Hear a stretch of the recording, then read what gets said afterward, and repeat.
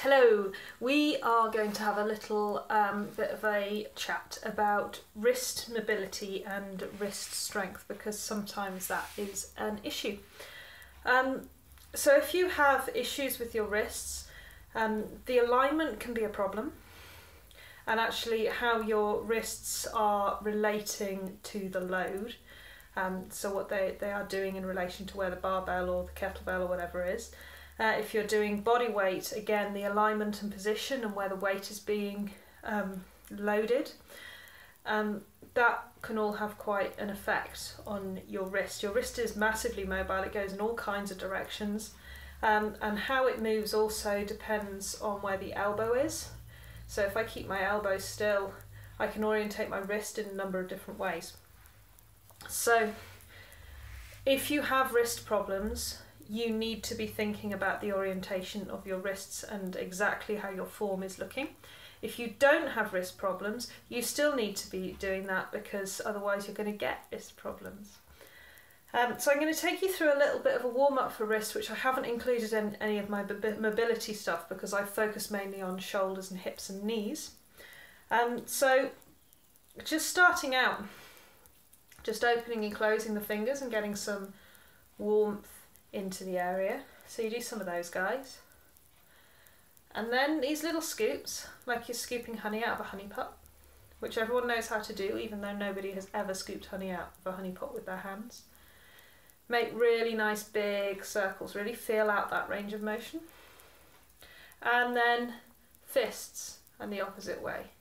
So the point of doing this is to warm up the joints, to get the fluid inside the joints warm, because when it's warm it works better. There's some really cool stuff goes on around your cartilage, where your cartilage in your joints actually soaks up the fluid from within the joint, and that helps it cushion. And you kind of need to make the fluid the right temperature to work well and get it circulating around and all of that stuff. So these little circles are good for those.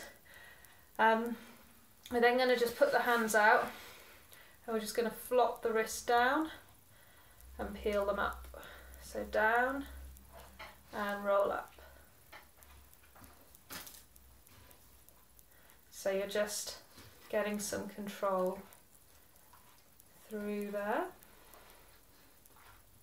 So these are all about getting the movement patterns that you're going to be using and just starting to mobilise in that, in the same way that we mobilise any other joints before we exercise them. The next thing I'm going to do is a dexterity exercise more than anything else. So we're going to take the finger and thumb and pinch them together. And then the next one, and the next one, and the next one. And then just release them in the opposite direction. And then again, like a little parrot, and fold the fingers in one at a time. So this is more about the small joints of the hands than the wrists, so that there's definitely wrist movements. But again, it's about all the stuff that we neglect when we're using our hands. Now when it comes to any kind of lifting, you need to be thinking about the orientation of your wrist. I'm going to grab a barbell, not a barbell, a dumbbell. So this one is a bit tricky because it's chunky, but this is my wrist as it should be. It's nice and straight. If it was here, then I'm lifting badly. If it's here, then I'm lifting badly. And note that when I hold this dumbbell horizontal, my wrist is not in a good position. What we've learned from this is that these dumbbells are no good for presses. So anything where you want to have the dumbbell, like you're lifting it up, it's not going to be balanced across the wrist. So I would use a dumbbell with a narrower grip for any kind of press. But the same goes if you are doing kettlebells. I'm going to go to a kettlebell in a minute and look more specifically at the grip for those. So think about the alignment of that wrist and the straightness of the wrist, and that the hand isn't dropping in either direction or forwards and backwards. So think about that. If that is a problem, you can put a wrist guard on. I wear They're like straps that wrap around my wrists if I'm doing something like a bench press, because I know my wrists are going to fail before the actual muscles that I'm trying to work fail, so I give the wrists a bit of help, and there's no problem with that. Kettlebells. Grab a kettlebell. There is a real art to holding these guys comfortably. They need to sit deep into the palm of your hand, and when they're racked, they're resting on the back of your wrist, and that should be comfy. You can also get kettlebell guards, and there are various different kinds, but some of them are just like a neoprene sleeve that sits on your wrist and stops it bashing and bruising. You can also get kettlebell guards that have like a glove part to grip there. Some people get snooty about aids like that, but if they help you, use them. If you are swinging the kettlebell, I'm going to stand up, gripping in the centre, and again, you see my wrist is naturally straight in this swing position. It's harder to do stupid stuff with your wrist when gravity is working with the weight, but in your presses, you do particularly need to think about that racked position with the wrist being straight, and really think about your form. Take a weight lighter, reduce your reps if you need to work on your form. Stop before you start collapsing in and causing yourself harm. The last thing I want to look at is the body weight stuff. One of the big issues that people often encounter is the things like the plank and the push-up and losing the hands on there.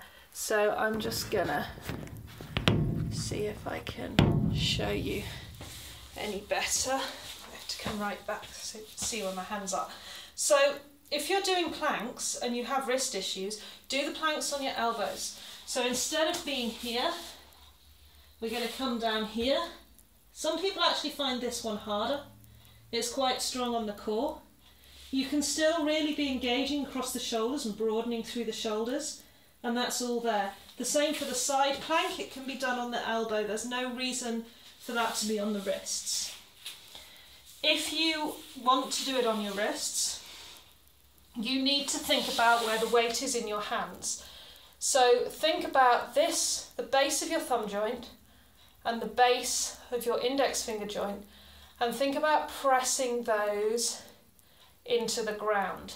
Your hand should feel like a suction cup with the outside of it touching the floor. But what people most often do is roll out and lift the inside of that hand.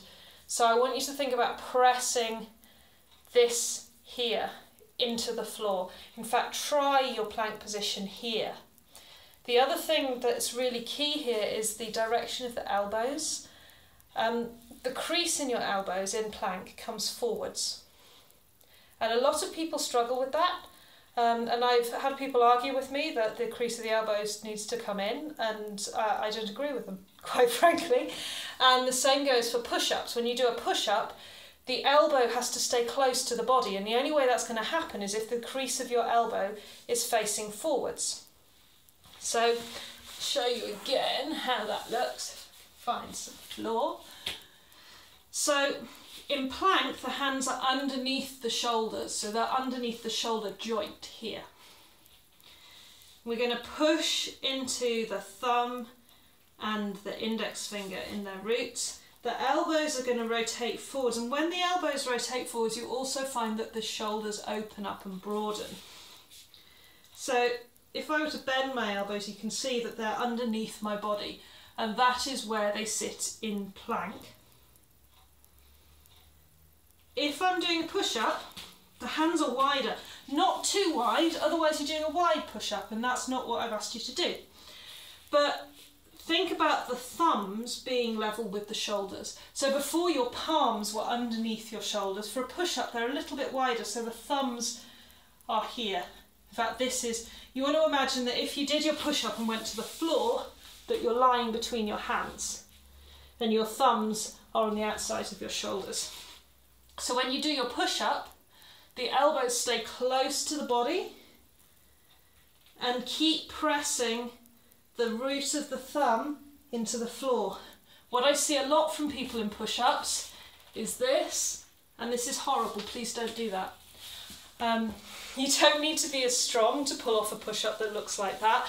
And if you see, you can tell immediately, if I try and bring my elbows out, I've either got to jar my wrist to a really weird angle, or I've got to turn my hands in. And if I'm turning my hands in, my weight isn't distributed properly. So what most people do when they do a wide push-up is this, and I don't know if you can see what my wrist is doing there, but it's stupid. So you want to keep your wrist protected for either plank or push-up type things.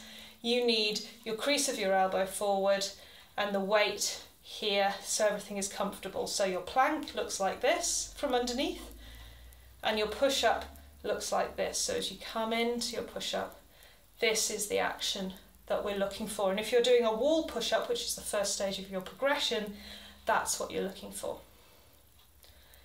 I hope that has been helpful. I'm going to summarise because I've gone on for a while. Point 1, if your wrists are weak or you're feeling your wrists uncomfortably when you're working out, include a bit of wrist mobility in your warm-up. Anyone can do that, it's good times, go for it. Be aware of your form when you're lifting and that your wrist needs to be straight and that you're not angling your hand in a weird way, particularly when pressing overhead.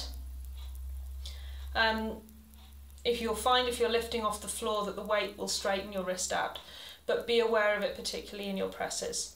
In your body weight exercises, keep the elbows in, and this is the same with the rows. Anything where this happens, it's better if the elbows are close to the body.